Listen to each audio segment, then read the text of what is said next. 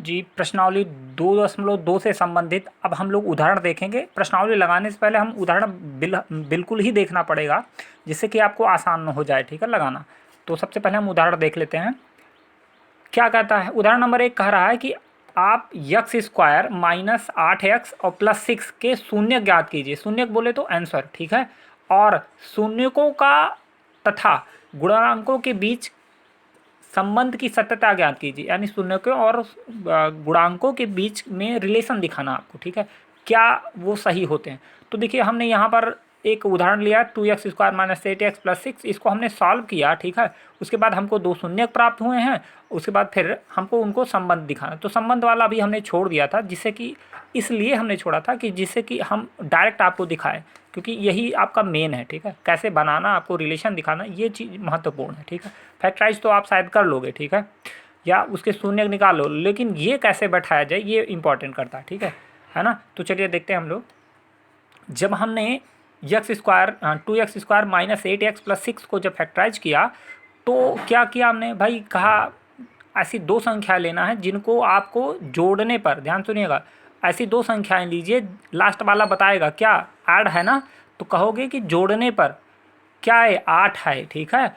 लेकिन भाई जोड़ने पे बहुत सी ऐसी संख्याएं हैं जिनका जोड़ने पर 8 हो जाए भाई। 7 1 हो जाएगा, 6 2 हो जाएगा, ठीक है, 5 3 होगा, 4 4 होगा, तो ऐसी बहुत संख्या है। तो हम ले कौन सा, तो ऐसे में अब ये बताएगा कि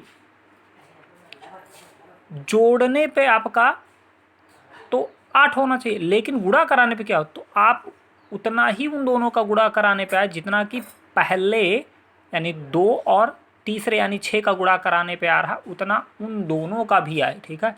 तो देखो पहले अर्थात 2 और 6 यानी दूसरे अंतिम का गुणा कराने 6 दूना 12, तो ऐसे उन दोनों संख्याओं का भी गुणा कराने 12 आए जिनका योगफल 8 आना है, ठीक है।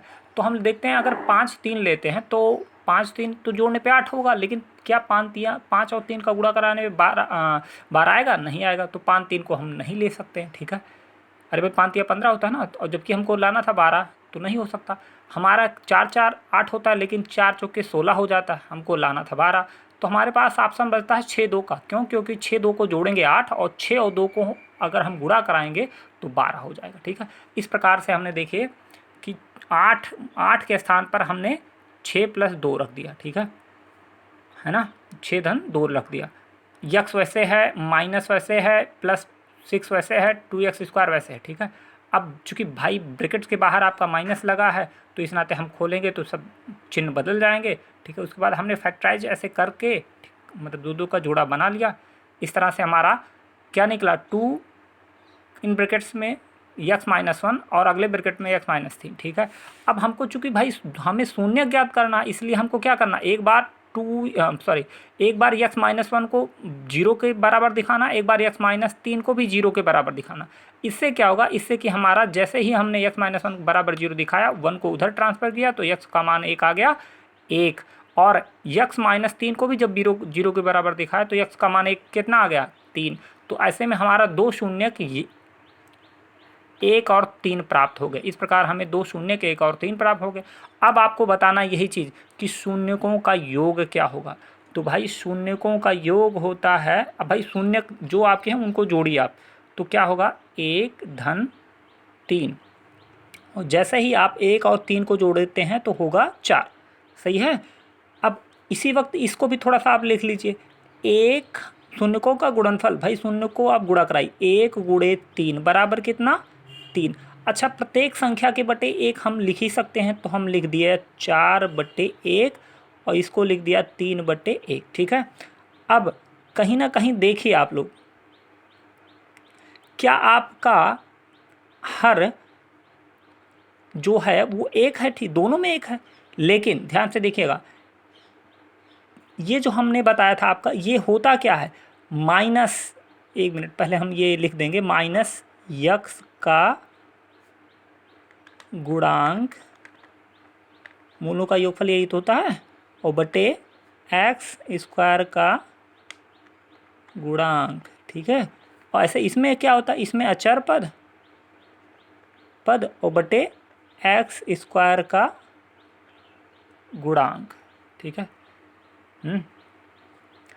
तो यहाँ पर देखिए हमने ऐसा लिखा इसको माइनस यक्स का गुणांक और बटे यक्स स्क्वायर का गुणांक मूलों का योगफल में, और मूलों का गुणनफल में क्या लिखा, अचर पद बटे यक्स स्क्वायर का गुणांक।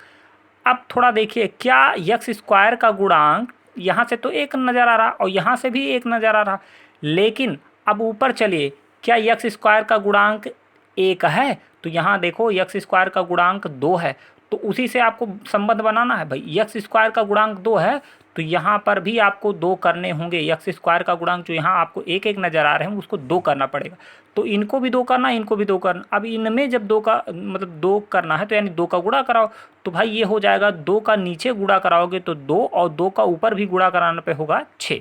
ठीक है, ऐसे इसमें भी इसको भी 2 करना है भाई, तो इसको हम 2 का गुणा कराए तो ये हो गया। ठीक है, अब इसमें जब 2 का गुणा कराएंगे तो कितना आएगा, 8 होगा। लेकिन अब देखो हमारा एक देखो प्लस में आया है, लेकिन हमको हर हाल में बाहर माइनस लेना है, तो माइनस हम लगा देते हैं और फिर अंदर कोष्टक में भी अंदर माइनस लगा देते हैं, जिससे कि माइनस माइनस हो जाए आपका प्लस। ठीक है ना।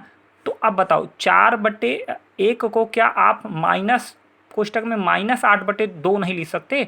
क्यों? क्योंकि 2 का भाग जब 8 में दिलाओगे तो कहीं ना कहीं 4 तो आएगा।